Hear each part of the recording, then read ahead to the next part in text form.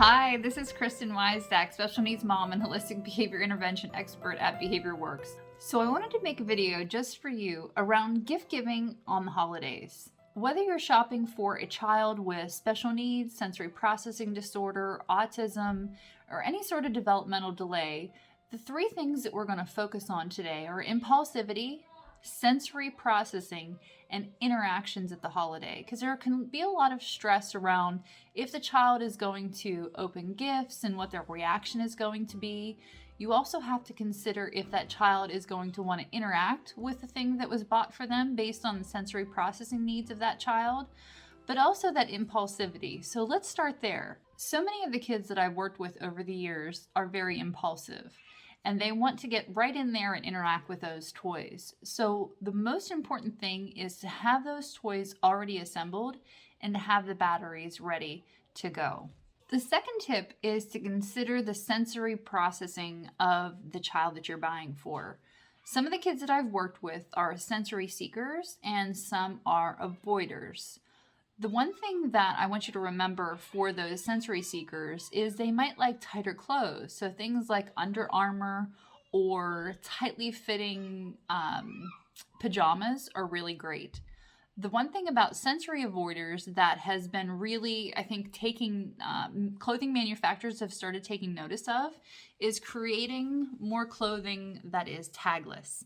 For my kids, this was amazing because they both hate tags. As soon as they feel that scratchiness on the back of their neck, they want to take that off.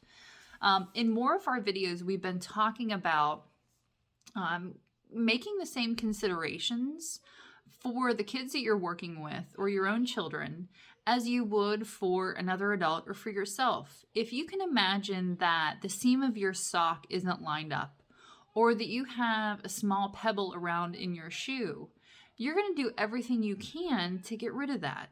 So making those same considerations and not necessarily forcing the kids to wear these clothes, but working to address the root causes of that behavior that's causing the issue to begin with. But in the meantime, buying things that are tagless or that cater to their sensory needs. If they're seekers, buying tighter clothes. If they prefer the certain textures, making sure that it's cotton, that it's soft if they like those things, but also looking for those tagless shirts for the kiddos that are avoiders.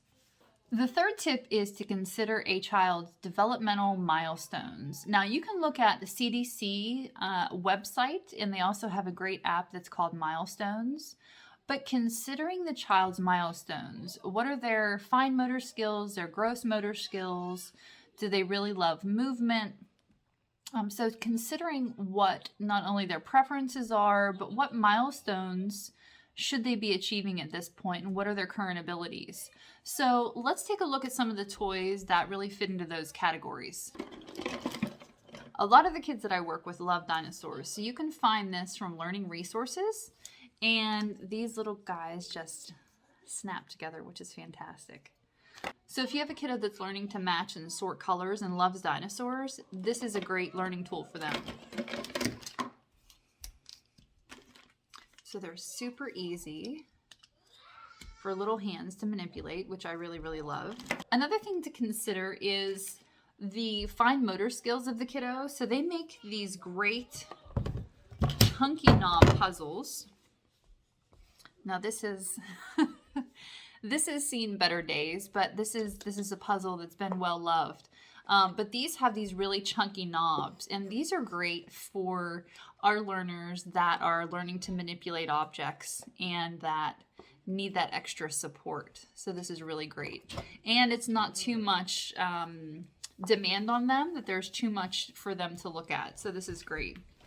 The next thing that you can look at, if they've already mastered those chunky knob puzzles, is looking at these puzzles that have these little tiny pegs on them, which are really fantastic. So looking for those tiny peg puzzles. And you can also get these puzzles that have the removable pieces. I love this puzzle for our early learners, especially because it's an exact match. If you notice when I take this puzzle piece out of here, it's an exact match to the space underneath it. So considering that when you're buying these gifts.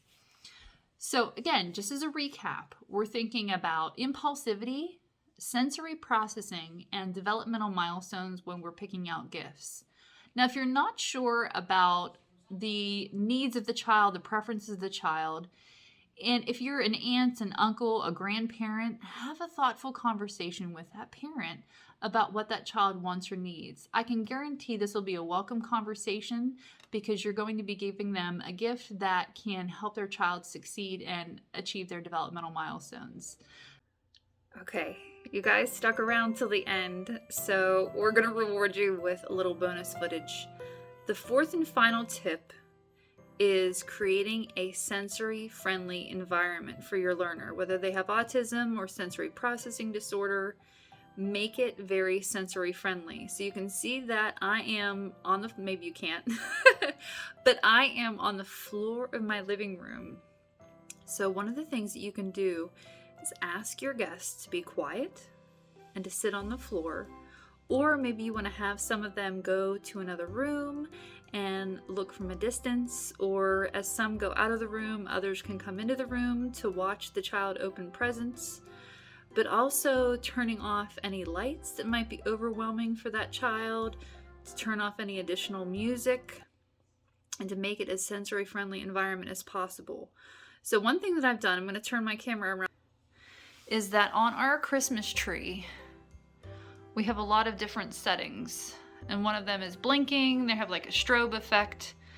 It has all kind of different effects. So I've turned those off because if I were creating a great environment for a kiddo with autism or sensory issues, I would want to make sure that it doesn't cause any distractions or any sort of overwhelm. So I'm going to try to make it a calm, relaxing environment as much as possible. So having your guests join in on this is going to make it a great and hopefully engaging experience for everybody. So thanks for sticking around.